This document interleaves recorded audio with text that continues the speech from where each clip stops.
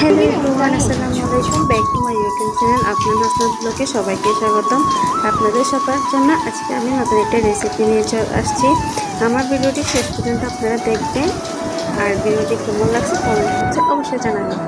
Hello guys, আজকে আমি একটা স্ন্যাক্স রেসিপি বানাবো। আজকে ভাবিরা আমার কাছে আবদার করে বসলাম ননদের হাতে কোনো একটা স্ন্যাক্স রেসিপি খাবো।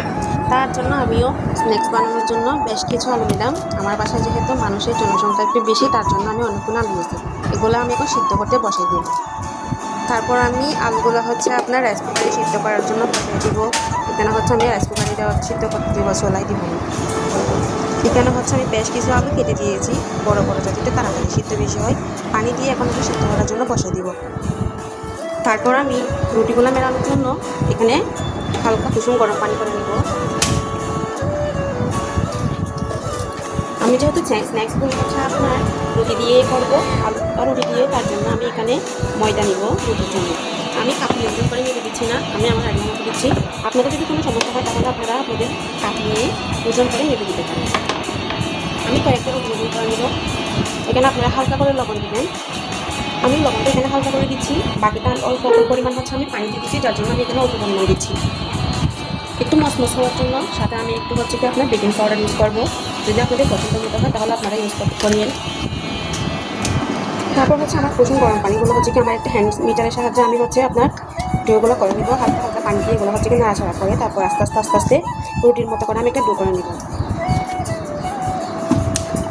আমি পানিগুলো একবারে দিয়ে দিচ্ছি না, কারণ পানিগুলো একবারে দিয়ে দিলে আপনার ডোটা একদম নরম হয়ে যাবে। তার জন্য আমি অল্প পরিমাণ করে দিয়ে রুটিটা আমি সুন্দরভাবে ডো করে নেব। আমার আপনার এটা ডো করা হয়ে গেছে। একটু হালকা করে মতে নেবেন, তারপর সাথে অল্প পরিমাণ তেল দিবেন। অল্প পরিমাণ তেল দিয়ে আর একটু ভালোভাবে একটু মতে নেবেন, তাহলে আপনার রুটিটা বানাতে একটু সফট সফট হবে। আমি কিছুক্ষণের জন্য এটা আপনার রেখে দিব। দেখেন আমার আটাটা কেমন। আমি যেহেতু জাল কিছু স্ন্যাক্স বানাবো, তার জন্য আমার মরিচের প্রয়োজন। আমার মরিচগুলো এখানে আপনার বেজে নিচ্ছি। আমি যেহেতু একা ঘুরিয়ে করতেছি, তাহলে আমার একটু প্রবলেম হয়, তার জন্য আপনাদেরকে আমি এভাবে করে দেখাচ্ছি। মরিচগুলো আমি নিয়েছি, একটু বেজে নেওয়ার জন্য ট্রাই করতেছি। আমি আধা ঘন্টার জন্য এটা আপনার রেখে দিব। আধা ঘন্টা পরে এসে যখন আমার সব পেঁয়াজ শেষ হবে, তারপর আমি রুটিটা বানানো স্টার্ট করবো। এখানে আমি দুইটা পেঁয়াজ নিয়েছি। পেঁয়াজগুলো আপনার ছোটো ছোটো করে কেটে নিচ্ছি। দুইটা চেয়ে বেশি লাগবে না, আমার পরিমাণ মতো আমি পেঁয়াজটা নিয়েছি। আপনারাও আপনাদের পছন্দ করে যারা পেঁয়াজ খেতে বেশি পছন্দ করেন তাহলে পেঁয়াজগুলো আমি কুচি কুচি করে নিচ্ছি। কারণ যেহেতু আমি স্ন্যাক্স বানাবো, স্ন্যাক্সের ভিতরে আপনার কুচি কুচি করে থাকতে হবে, নাহলে দেখতে তেমন ভালো লাগবে না।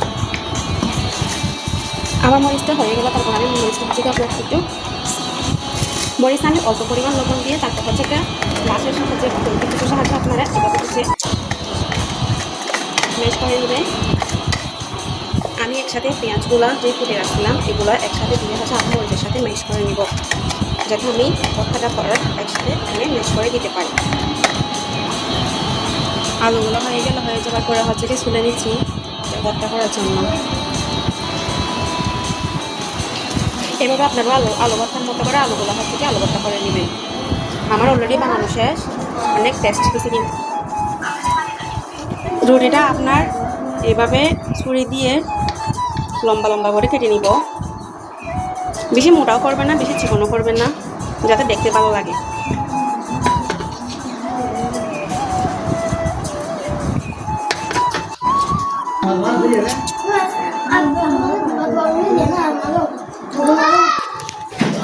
এইভাবে সুন্দর করে আস্তে আস্তে আস্তে আস্তে করে পরে নেবেন।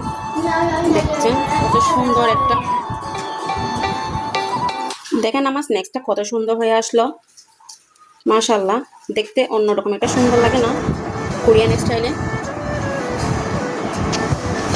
এই যে আমার সুন্দর করে স্ন্যাক্সগুলো বানানো হলো, তারপর আমি একটা ফ্রাই প্যানের সাহায্যে এগুলো বানার জন্য চলে যাবো। চলেন। তার একটা ফ্রাই প্যান আপনারা সুন্দরভাবে তেল দিয়ে দিবেন, চেষ্টা করবেন ডুবো তেলে বাজার জন্য, তার জন্য একটু বেশি করে তেল দিচ্ছি। আমার তেলটা গরম হয়ে যাওয়ার পর তারপর দিয়ে দিচ্ছি আমি স্ন্যাক্সগুলো।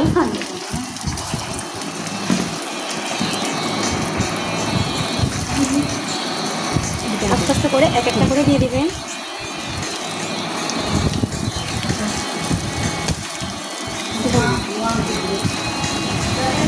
চুলার আঁচটা মিডিয়াম লোতে রাখার জন্য চেষ্টা করবেন। যদি আপনারা স্পিডে বাড়িয়ে দেন তাহলে একটু পুড়ে যাওয়ার সম্ভাবনা আসবে। এটা কাঁটা চামচ দিয়ে এভাবে 4-5টা মেরিনেট দিবেন। কাঁটা চামচ দিয়ে নাড়লে একটু সুবিধা হয়। তারপর হচ্ছে আমি অন্যভাবে আরেকটা স্ন্যাক্স বানানোর জন্য রুটি বেলে কেটে নিচ্ছি। দেখেন খুব সুন্দর হয়েছে স্ন্যাক্সগুলো। 2 ধরনের স্ন্যাক্স বানাবো, যেহেতু বাকিদের আবদার দিতে হবে।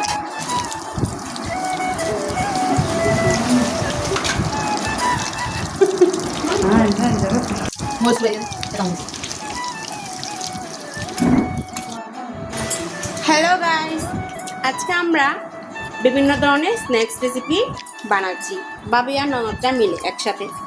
দেখেন কত সুন্দর হয়েছে না? অনেকগুলো আমি বানিয়েছি আর এগুলো হচ্ছে আমার বাবি বানাচ্ছে। কেমন হয়েছে কমেন্ট বক্সে জানাবেন। এই পর্যায়ে আমার স্ন্যাক্সগুলো হয়ে গেল, মাশাআল্লাহ।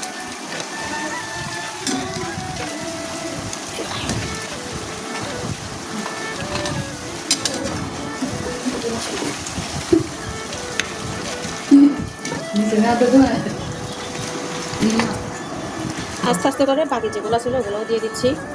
আমি 2 রকমের চেন স্ন্যাক্সগুলো দিয়ে দিচ্ছি বলার জন্য। 3 রকমের দিচ্ছি, একটা স্টাইল। সবাই কেমন হয়েছে জানাবেন। আজকে ভাবি ননদটা মিলে সবাই একসাথে যেহেতু আবদার করেছিল, তারাও কিন্তু হেল্প করার জন্য চলে আসছে।